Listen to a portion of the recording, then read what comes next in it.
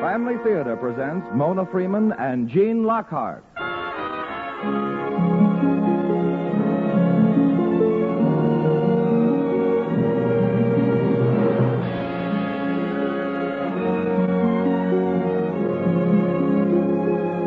From Hollywood, the Mutual Network, in cooperation with Family Theater, presents Gene Lockhart in The Story of Little Tree. To introduce the drama, your hostess, Mona Freeman.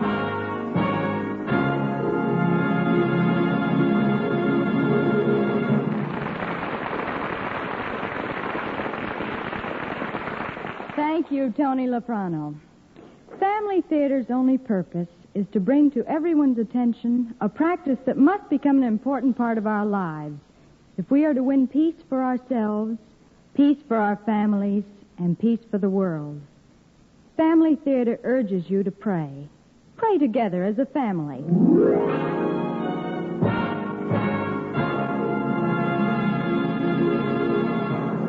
Tonight, Family Theater takes great pleasure in presenting The Story of Little Tree, starring Gene Lockhart as Grandpa.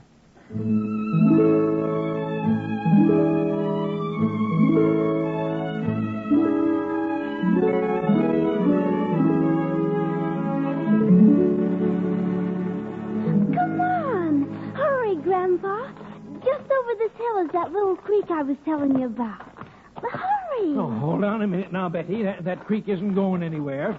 It'll still be there whether we run or walk. Yeah, but running's more fun. Well, that depends on your age. Right now, it'd be fun for me to sit down and rest a bit.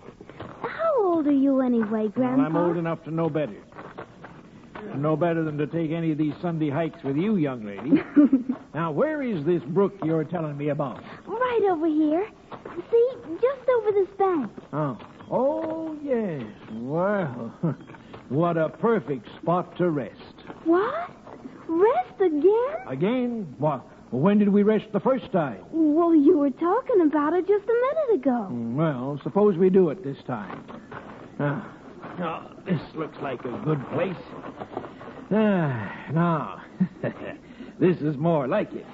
Grandpa, can I wade in the water? You better not today, Betty. You remember, we had to promise your mother we'd be careful not to muss up your good clothes. Shucks, why does everyone have to get all dressed up just because it's Easter? Well, this is a very special day, Betty. People dress up because they're glad it's Easter. Well, I'm not glad. I'd rather go wading. Well, you ought to be glad. Why, even nature gets all dressed up for this occasion. Oh. Why, yes, just look around you. Flowers are all budding, beginning to bloom. The grass is green for the first time this winter. And the trees are full of young leaves. Yes, Betty, nature knows it's Easter. Oh, how could grass or trees know about Easter? Why, honey, a tree probably knows more about Easter than any living thing. You mean that this big tree here knows it's Easter? That's right. Well, just look at it. See all those little leaves? They all face upwards, towards the sun. Do you know why they turn that way? Our teacher says they turn up so they can get the sun. Well, she's correct. They need the sunshine to grow. And there's another reason, too, if you'd care to hear. Oh, yes. Now, you just settle down beside me here, and I'll tell you how a tree knows about Easter. Is this a true story, Grandpa? Well, you won't find it written in any history book, but nobody said it didn't happen this way.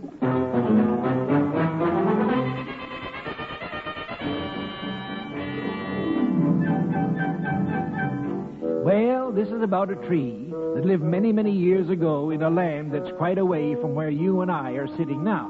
Like any other tree, this little fellow sprouted from a tiny seed and began to grow. He could hardly wait for the day when he'd be able to push his head up out of the ground. So the little tree rested and gathered his strength for the big day. And finally, he felt he could make it. So bracing himself on his tiny roots, he gave a mighty push.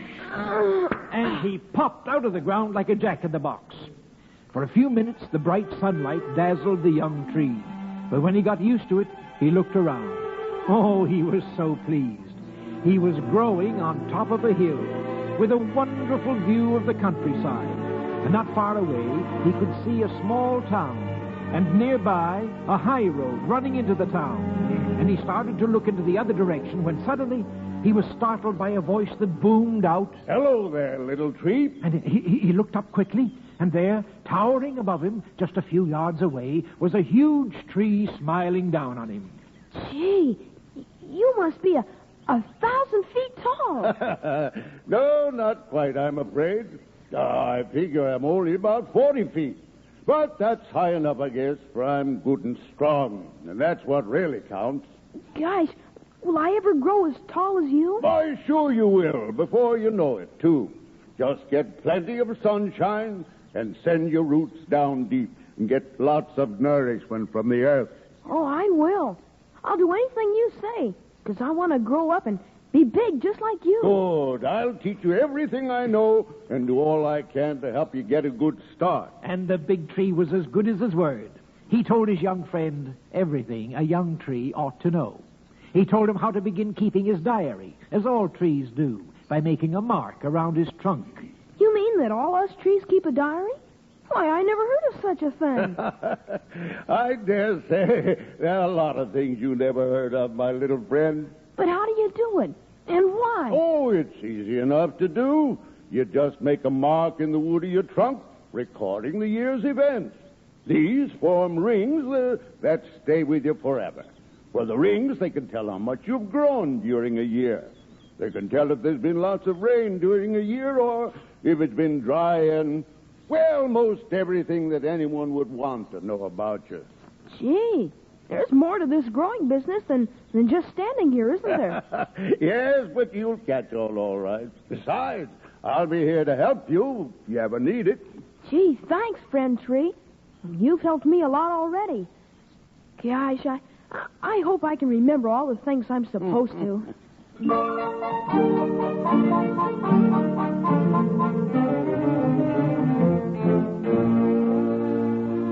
Well, the days went by, and Little Tree grew like a weed.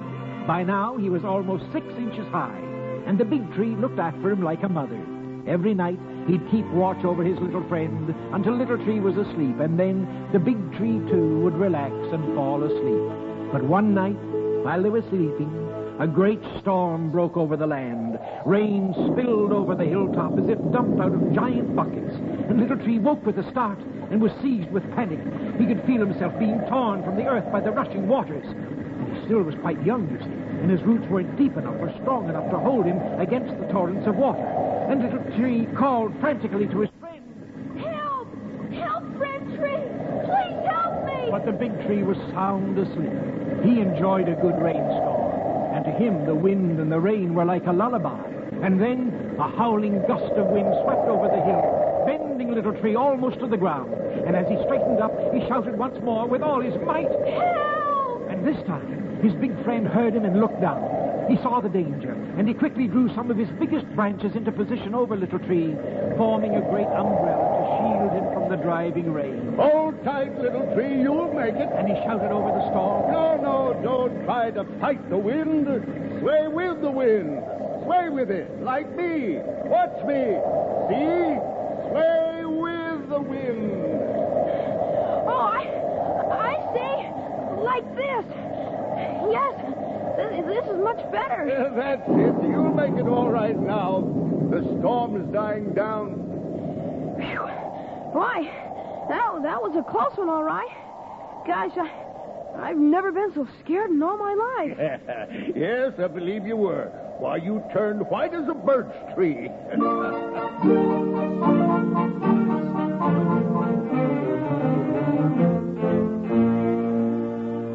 Well, it didn't take long for Little Tree to recover from the storm, and as time passed, he developed into a beautiful tree.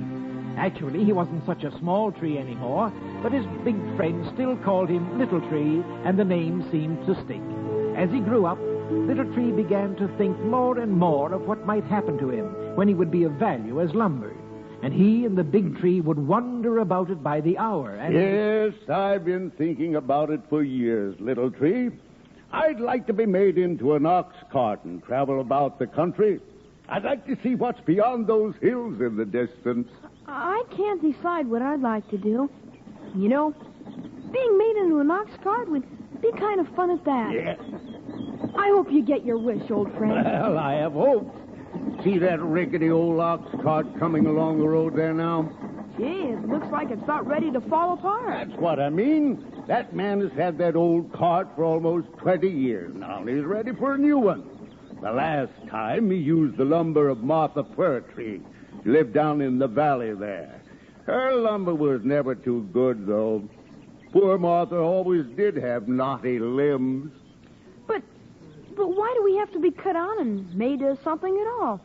Why can't we just keep growing here like we are? Well, maybe we will. You see, little tree, I believe that everything on earth is put here for some reason. Now, maybe it's meant for us to just grow here and furnish a nice, shady resting place for the people traveling along that road. Or maybe we'll be made into something.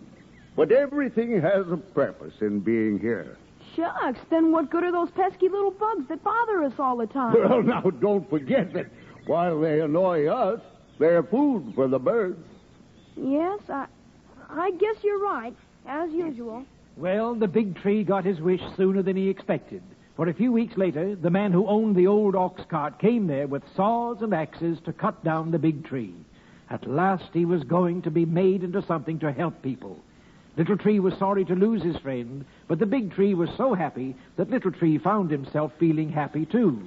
Well, goodbye, old friend. I'll wave to you every time you pass by the roadway. Goodbye, little tree. Take good care of yourself. Maybe I'll see you in a big building somewhere. Goodbye. And the man hauled the big tree away toward the town, and Little Tree was left alone on the hill.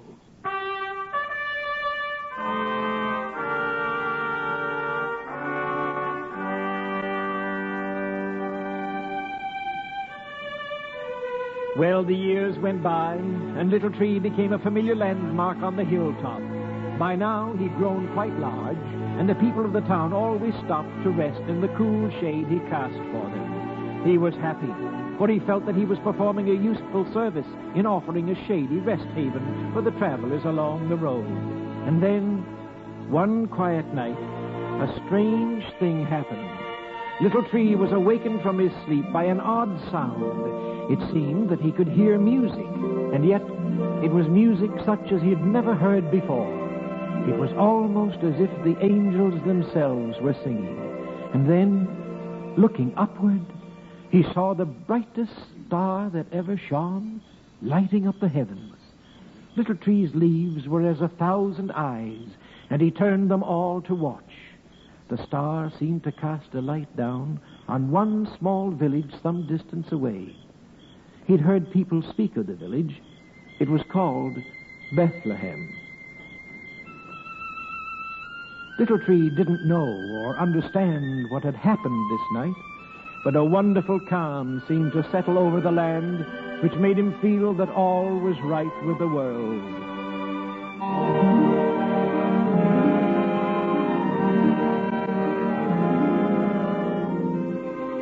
Well, Betty, the years went happily on for Little Tree. And by this time, he was a full-grown, beautiful tree. His trunk was hard, and his limbs firm, and his leaves were the greenest of any tree for miles around. Oh, he was happy, but he still couldn't help wondering if he would ever be cut down and made into something useful. I guess it's natural to want to be something other than what you are. It's nice here on this hilltop. I have everything I need, but I don't know. I'd still like to be made into something really useful. Maybe a bridge to carry people across some great river, or maybe a huge temple somewhere. And then, too, it'd be nice to be made into an ox cart like my old friend and get to travel all over the country.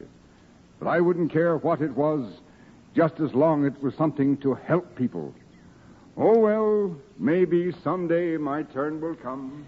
But men seemed quite content to let Little Tree continue his duties as a shade tree. Every day, dozens of people would stop to rest beneath his limbs. Then one day, a small group of men stopped to rest in the shade under his branches. This was a common occurrence, but somehow Little Tree was attracted to one of the travelers. He was dressed as any other man, but there was something in his face, something about his quiet manner that set him apart from the other men. And of all the 100 who had stopped to rest at his feet, This man was the very first who ever paused to admire Little Tree and to remark on what a fine tree he was. He watched them as they talked, and when they finally moved on down the road, he thought about them long after they'd gone, and he thought especially about the one with the kind face.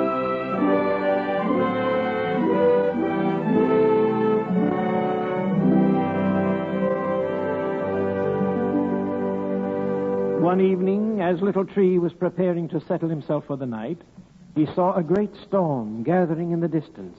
Huge black clouds had already blotted out the sun, and the wind swished through his branches, warning the birds to take cover. This looks like a real storm. So Little Tree thought to himself, Oh, well, storms don't frighten me anymore. I just hope it doesn't blow so hard that it keeps me awake all The night. storm came up quickly. Thunder boomed, and lightning lit up the sky. And suddenly, at the height of the storm, a streak of lightning seared its way from a cloud and struck Little Tree with a mighty crack.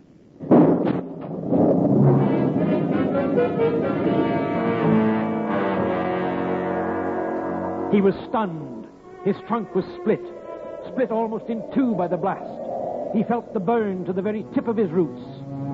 And when he was able to move again, he gathered all his strength and tried to hold himself together to last out the storm. He knew he could do nothing to repair the damage until morning. He was too weak. And gradually the storm died away, and morning dawned over a clear sky. All the earth was wet and fresh and glistening. It was a lovely day, but Little Tree couldn't enjoy it. He looked at himself in misery. His trunk was split by a charred black hole, and the burns still ached all through him. Oh, if only someone would bind up my trunk with a rope or something to close that terrible gap. I know it would heal. Won't someone please help me? But no one offered to help Little Tree. And as the weeks became months, Little Tree grew weaker and weaker. His leaves began to wither and drop away until his once beautiful foliage was all but gone. Little Tree began to give up all hope of ever recovering. No one seemed to care whether he lived or not.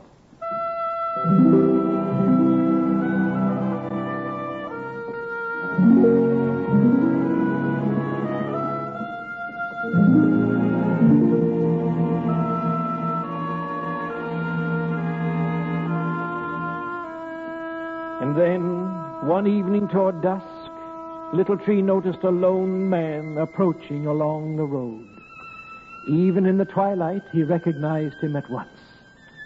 It was the man with the kind face who had admired him that day so long ago. He seemed weary and troubled, and he slumped to the ground to rest. Little Tree watched as the man did a strange thing. He rose to his knees, turned his face toward the heavens, closed his eyes as if he were sleeping. And yet Little Tree knew he wasn't asleep. And so, all through the night, he watched him, puzzled.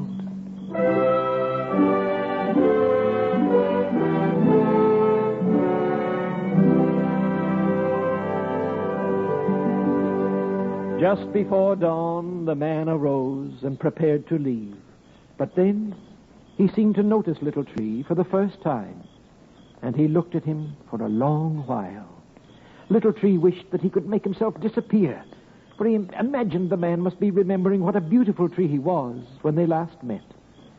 As he watched, the man placed his hands over the charred hole in the tree trunk.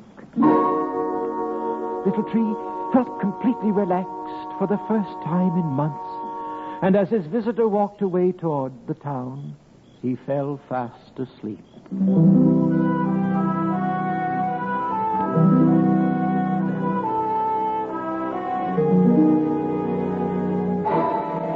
The next morning, he awoke with a start. A great crowd of people had gathered around him. They were looking at him and pointing, and Little Tree looked at himself to see why he was so suddenly such an oddity.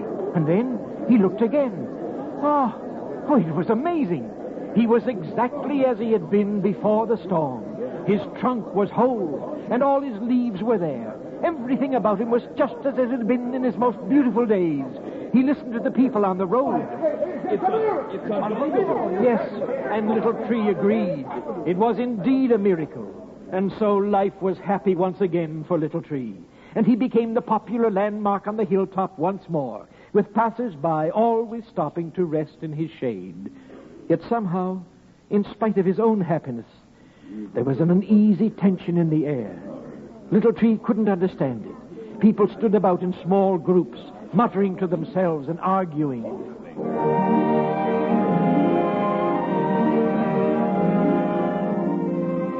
One day, several men with saws stopped before Little Tree and began to look at him from all sides. Little Tree thought surely his big day had come at last, and he shouted to the birds in his branches. At last I'm going to be made into something. Oh, and it'll be something wonderful. I just know it will. But instead of setting their saws in his trunk, the men climbed into his branches, and they sawed off one of his biggest limbs and carried it away with them. Little Tree was perplexed. He couldn't understand. He couldn't understand what they would want to make with just one limb. He wondered about it all that evening, and the next day it was still puzzling him when he noticed a large procession coming along the road.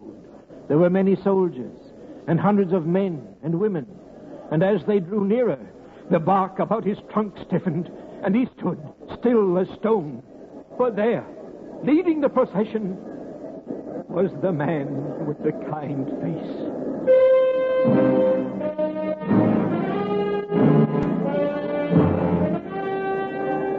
And then Little Tree knew what had happened to his limb. It had been used to make a wooden cross. Time and again the man stumbled and fell under the weight of the great cross.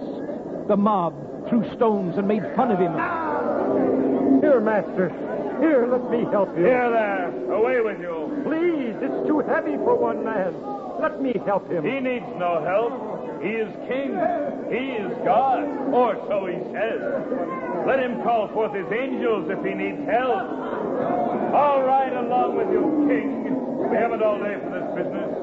Come, maybe a few more stones will hurry him along. As Little Tree watched the procession reach the top of the next hill, he could scarce believe his eyes.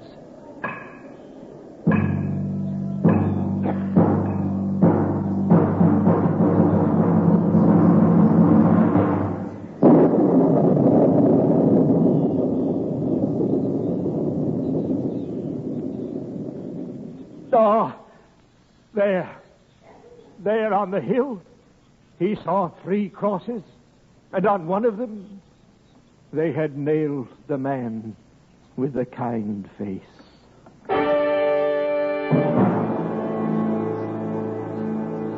Little Tree knew this must surely be the ugliest day in all the world's history. For the first time in his life, Little Tree cried. He cried until all his leaves were wet from the tears. And soon all the trees in the world heard what had happened, and they cried too, for they all knew of the wonderful thing the man had done for Little Tree. And the willow tree shed such great tears, they made its leaves droop to the ground, where they have stayed even to this day. And then what happened, Grandpa? Betty, for 2 whole days, not a bird sang, not a leaf stirred on a tree, not a cricket chirped. It was as if the whole earth were dead. But on the morning of the 3rd day...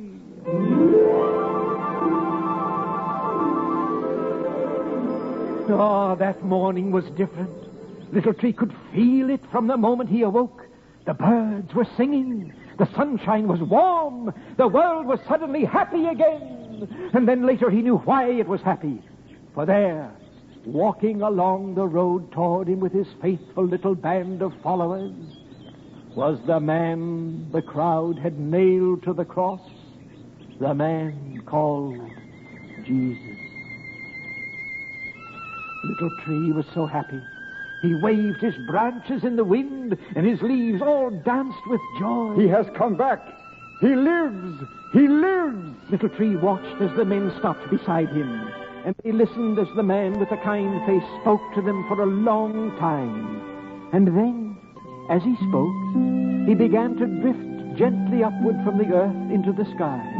Little Tree turned all his leaves up to watch this amazing thing, and he suddenly had a feeling the man was leaving never to return, and he cried out after him. Please, please don't go. Though he knew the man would never be able to hear him, a tree, speak, and yet somehow the man did seem to hear, for he turned to Little Tree and said,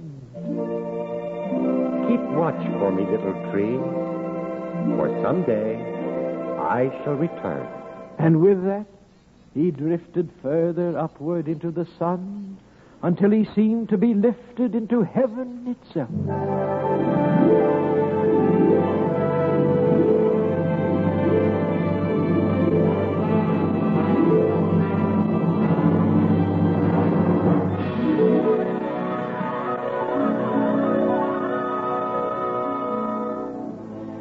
And Little Tree did keep watch.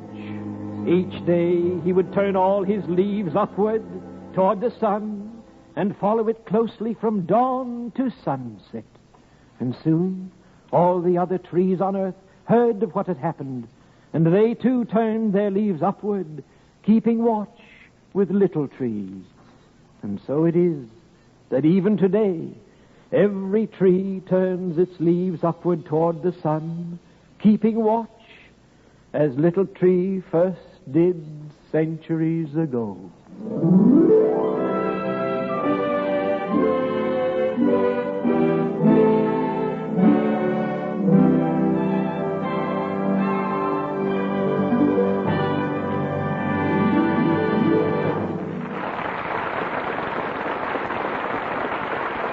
This is Mona Freeman again.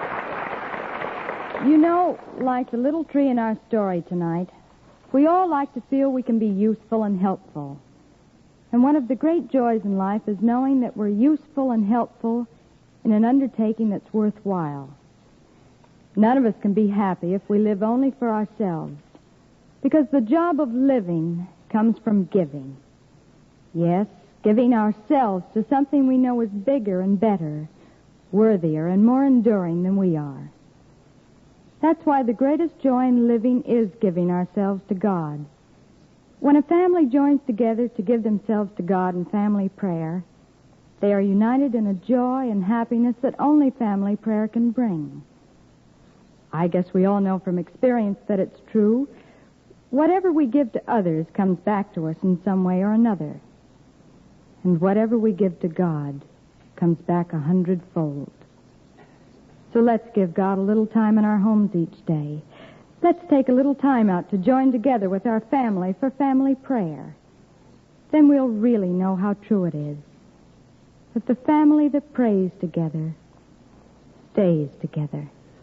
More things are wrought by prayer than this world dreams of.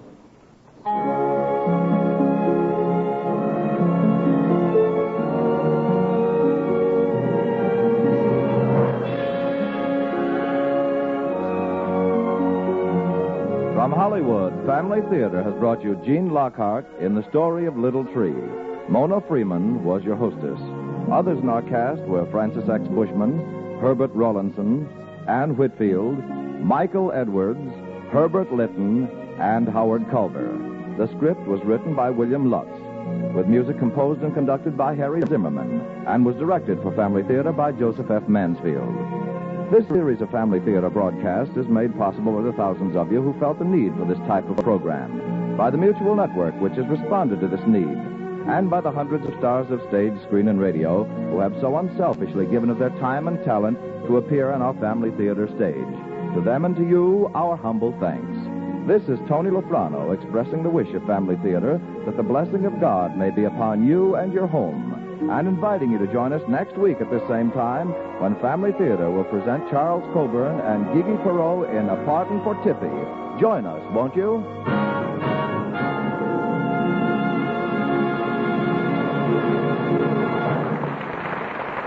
Family Theater is broadcast throughout the world and originates in the Hollywood studios of the world's largest network, the Mutual Broadcasting System.